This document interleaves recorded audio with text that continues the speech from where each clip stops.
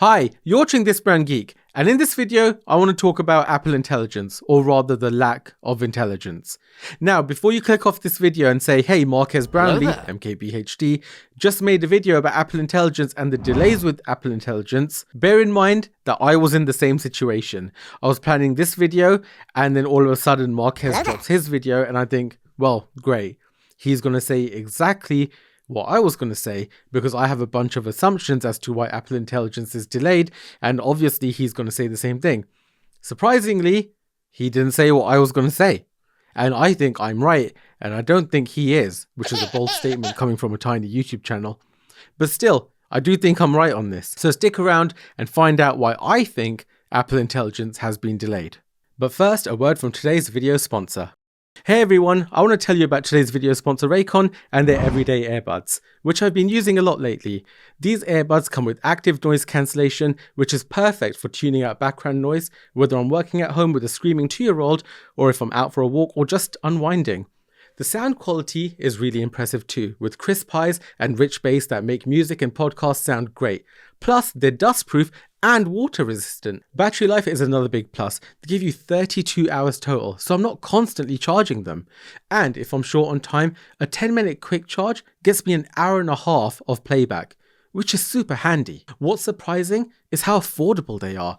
About half the price of other premium audio brands, yet they don't skimp on quality or features. You can also pick from cool colors like carbon black, forest green, royal blue, or blush violet. On top of that, they have so many choices of covers for the case. I went with yellow as it went so well with the royal blue. Right now, Raycon's running a Mother's Day sale with 20% off site-wide.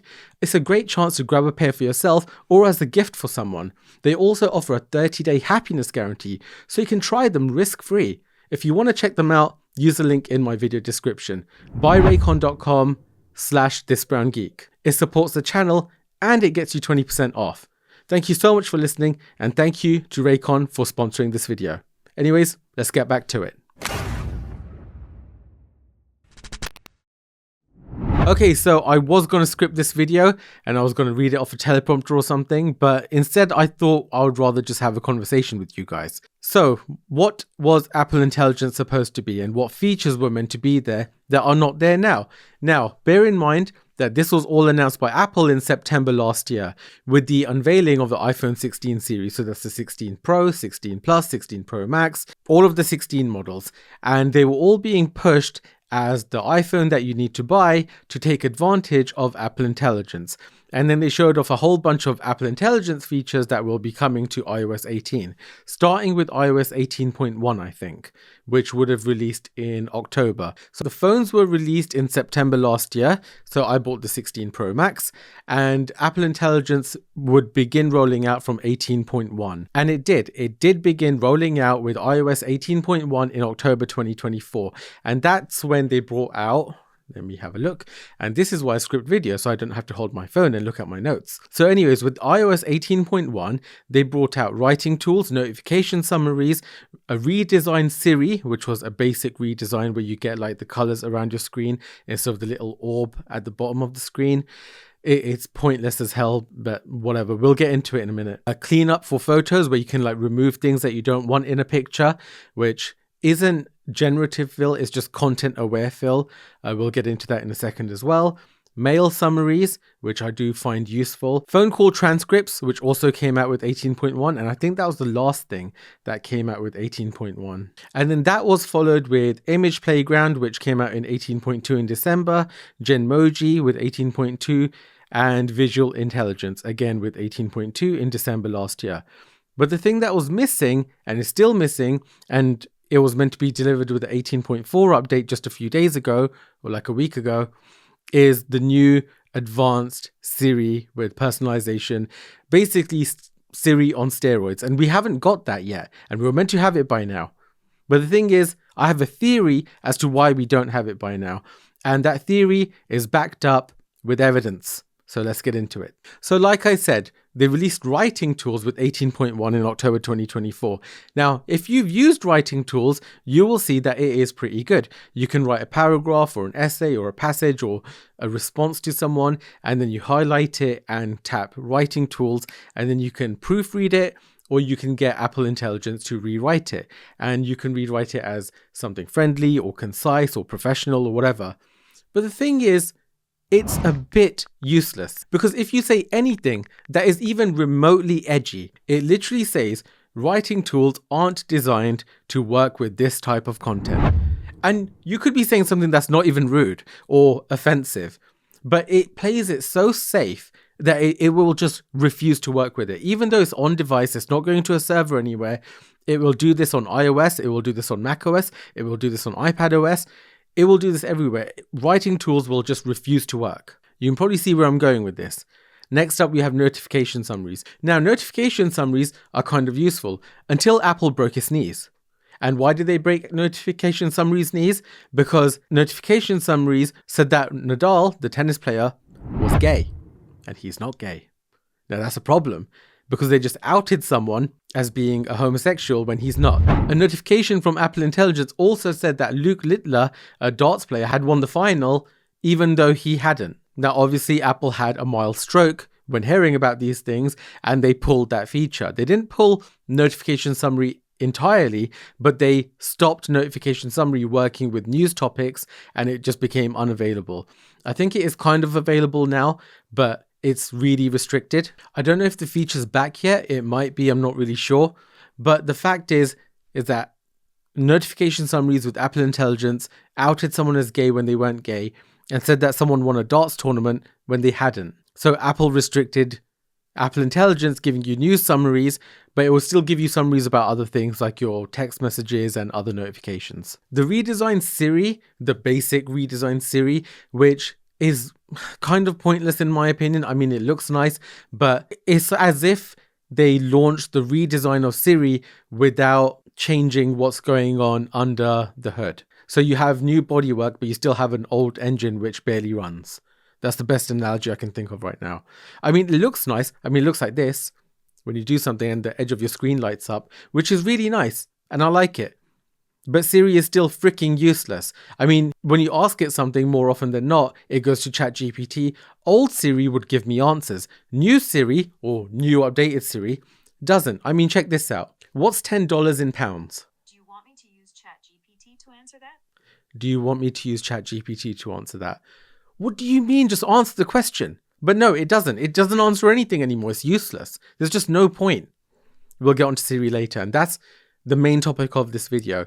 Siri was due an update with 18.4, and that update has been cancelled for now. And they say it's coming this year. No, they say it's coming this coming year or something along those lines. The wording is really weird. So does that mean that it's coming this year, or does that mean that it's coming next year with iOS 19? I don't know. Nobody seems to know. Everyone is just speculating at this point. Anyways, then we got cleanup with photos, which again is fine. It works okay. It doesn't work as well as cleanup in phones like Samsung, which use generative fill and you need to be online to use them, whereas this uses content aware fill and you can use it offline and it's all done on device, which is great. But if you want to remove something big out of an image, then more often than not it will look weird. So cleanup in photos, it's okay, it's just not a killer feature. Mail summaries is fine, summarizes your mail, so you get a brief description of what the email is about as a summary, which is fine. There's not much to say about that. Phone call transcripts, again, nice to have, fine. Don't know how many people use it. Image Playground was fun for about half an hour. I don't know who uses it, and the results you get from it aren't great. So why wouldn't you just use a free online image generation platform rather than Apple Intelligence, which is on device and that's nice, but the results you get from it are really not good. So no one uses it anyways. So what's the point? That's just my takeaway from it anyways.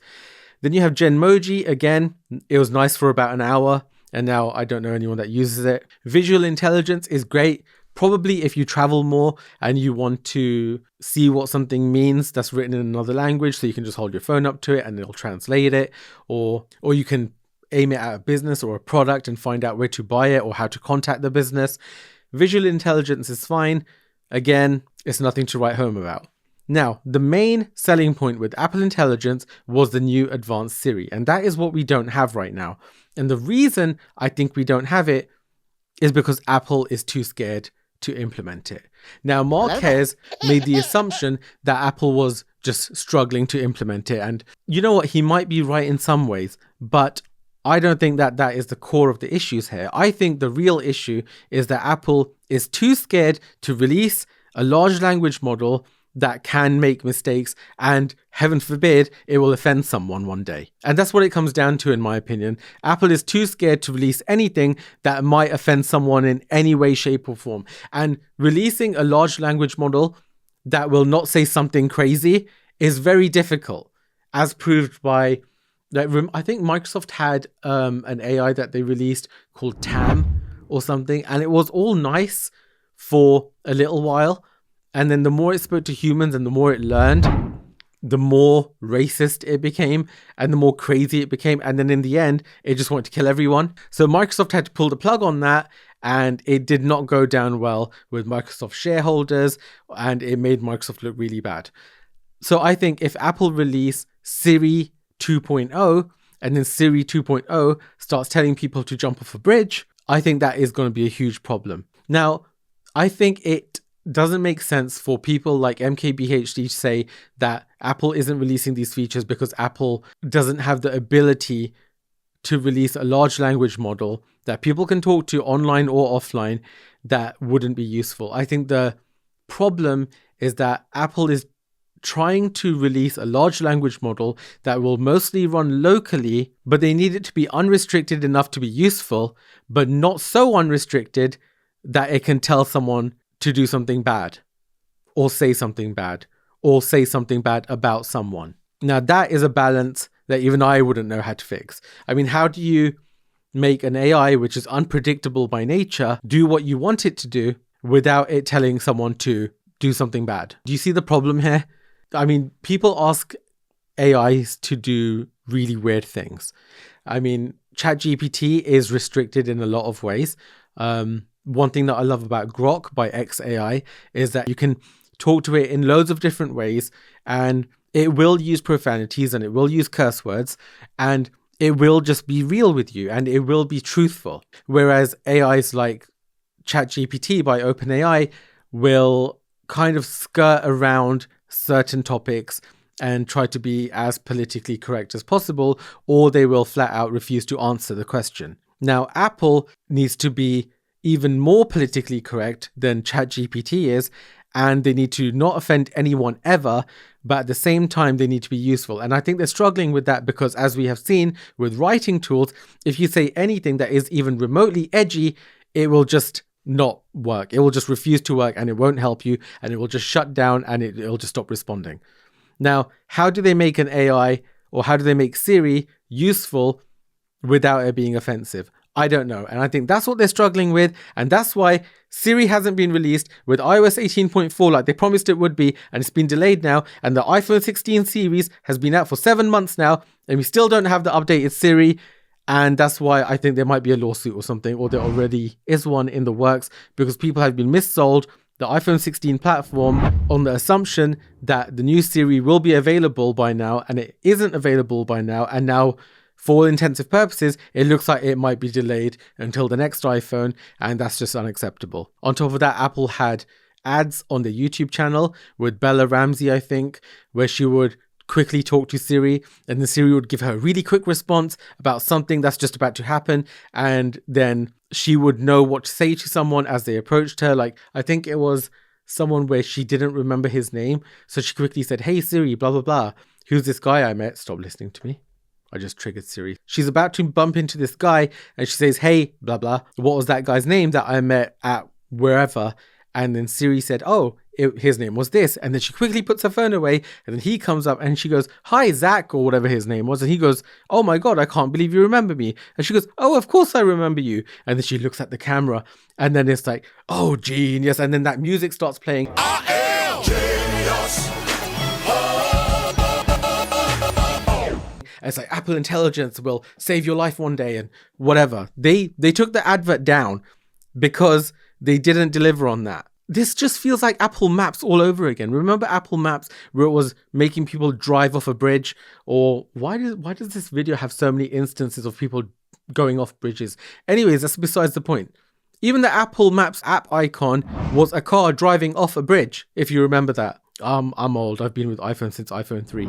Anyways, the point is, Apple is terrified of releasing the new Siri because the new Siri might say something bad or politically incorrect, and Apple is terrified of insulting anyone because that's bad for business, and that's bad for shareholders, and that's bad for advertisers. So Apple doesn't know what the hell to do, because either they release a version of Siri that is so restricted it doesn't do anything and no one will ever use it because it's useless, or they release a version of Siri that is very useful but may offend someone sometimes, and they can't have that happen either. So what the hell do they do? And I think finding that balance is impossible, and that's why it's delayed now, and it's going to be delayed for a while. And if it is released next week, this video is going to look really stupid, but we'll see what they come out with when they do.